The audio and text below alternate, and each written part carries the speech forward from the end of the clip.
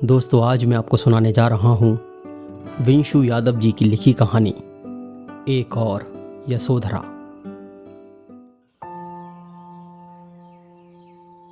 वैदेही, हाँ यही नाम था उसका। सीधी सादी सी, पतली सी,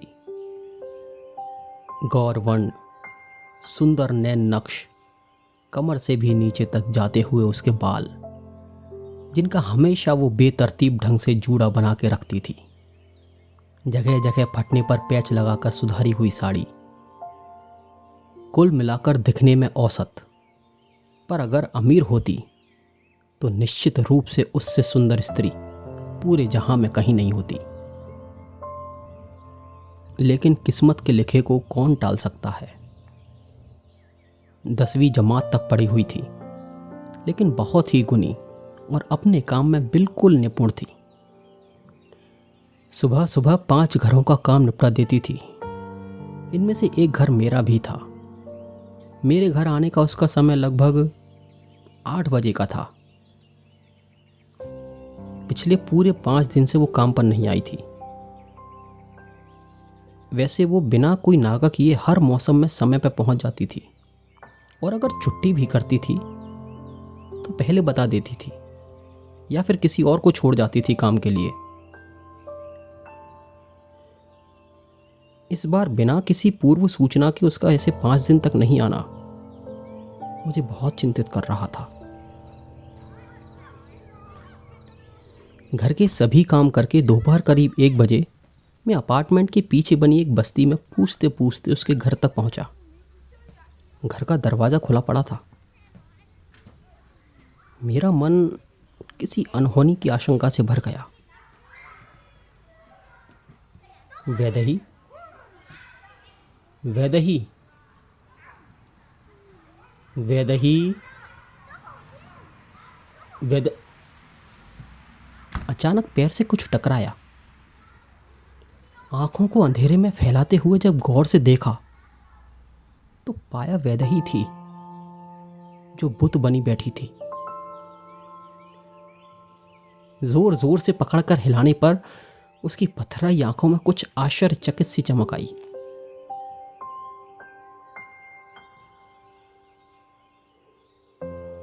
बाबूजी, आप यहां? माफ कीजिएगा, बिना बताए ही इतने दिनों से नहीं आई। एक साथ कितना कुछ बोल गई थी वो। खड़ी होकर उसने रोशनी की, फिर कोने में बिछी चारपाई पे बैठने का इशारा किया। उसकी हालत देख के कुछ तो समझ आ रहा था मुझे कि ठीक नहीं है, पर मेरा किसी भी नतीजे पर पहुंचने के लिए उससे पूछना भी जरूरी था।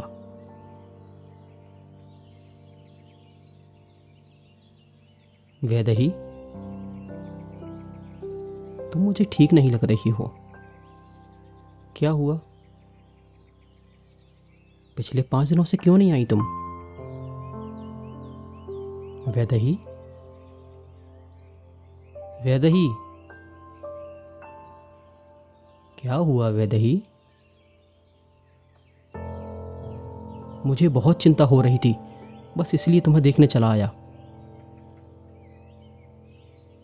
मैं बिना किसी औपचारिकता से उससे पूछ बैठा।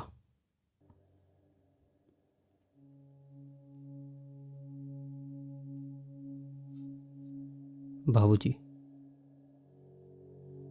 ये कोने में पड़ी हुई किताबें देख रहे हो आप? मेरा ध्यान अभी तक बेबी के अलावा किसी और पर नहीं गया था। देखने पर पाया कि एक संदूक पर ढेर सारी महात्मा बुद्ध के जीवन से प्रेरित किताबें बिखरी पड़ी थीं। इन किताबों से क्या आशय है तुम्हारा? ये तो बहुत ही अच्छी किताब है, तुम पढ़ती हो इन्हें? नहीं बाबूजी, वो व्यंग से हंसी। हम औरतों के पास कहाँ इतना समय होता है। पूरा दिन काम करने के बाद रात को थोड़ा बहुत निम्मी को पढ़ा लेती हूँ। फिर दोनों माँ बेटी सो जाते हैं। ये तो राम जी पढ़ते थे।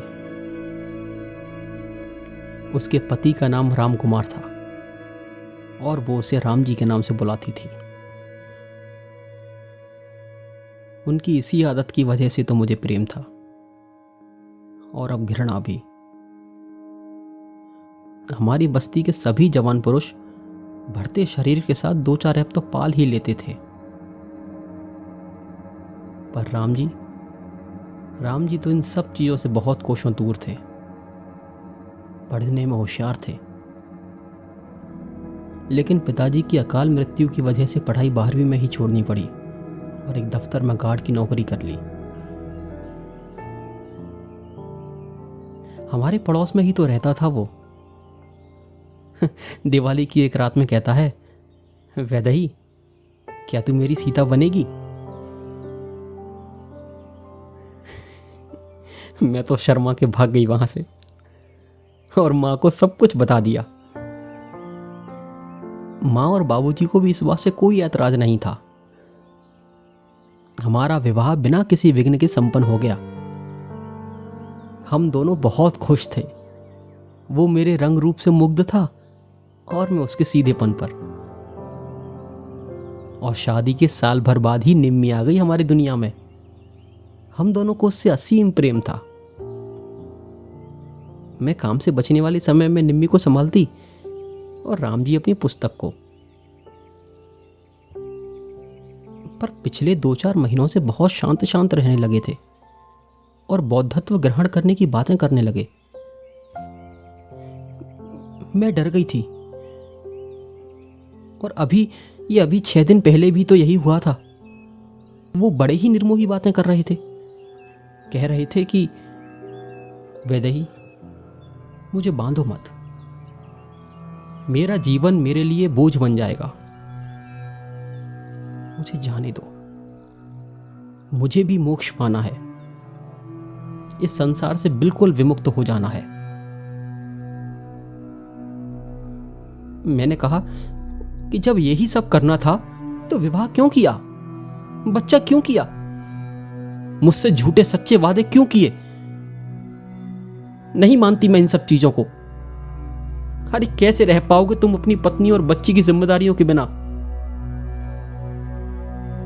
क्या कायर नहीं कहलाओगे तुम? बाबूजी, लेकिन मेरे सवालों का शायद कोई जवाब नहीं था उसके पास। इसलिए जब मैं काम करके लौटी तो वो जा चुका था कहीं दूर, और एक कोरे कागज पर स्याही से लिखकर, मुझे माफ कर देना। अब आप ही बताओ बाबूजी कि कैसे कर दूं माफ उस आदमी को? अरे कैसा बुद्ध बनना जी? हमें तो बचपन से सिखाया जाता है कि दूसरे के लिए जीना ही जीवन है, अपनी हर जिम्मेदारी को पूरा करना ही जीवन है।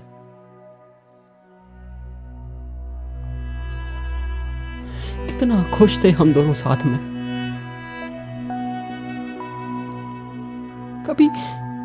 कभी ऐसा लगा ही नहीं कि ऐसा भी हो सकता है।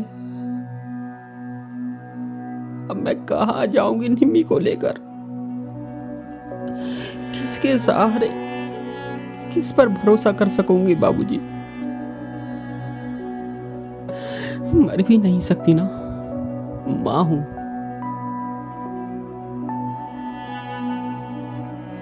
आंसुओं से उसका आंचल भीग चुका था और सुबकियां भी नहीं थम रही थी। मैंने उसे पानी का गिलास दिया और थोड़ा आराम करने को कहा।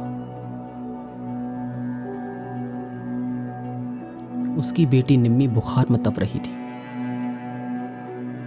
उसे डॉक्टर को दिखाकर दोनों को सांत्वना देकर घर लौट आया।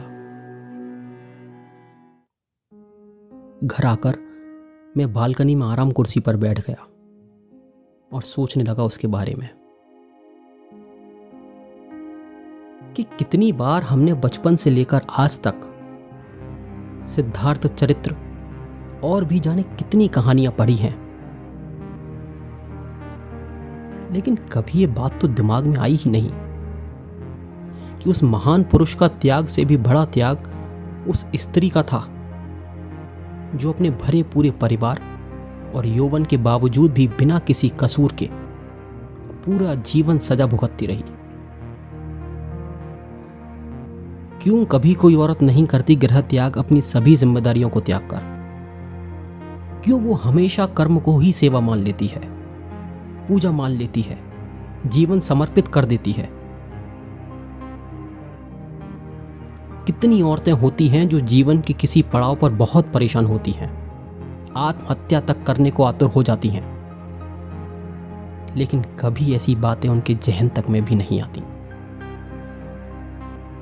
और कैसे हो जाते हैं ऐसे निर्मम वो दिल जो कभी जिन पर जान न्योछावर करने को तैयार रहते थे, उन्हें ही छोड़ जाते हैं जीने मरने के लिए। और कैसे बन गया वो महान पुरुष जिसने अपनी पत्नी को अपने उसी दिन जन्मे नवजात शिशु के साथ छोड़कर बिना बताए गृह त्याग कर दिया। और आज एक और पुरुष उनका ही अनुसरण करके फिर से छोड़ गया, किसी वैदेही को यशोधरा बनाकर।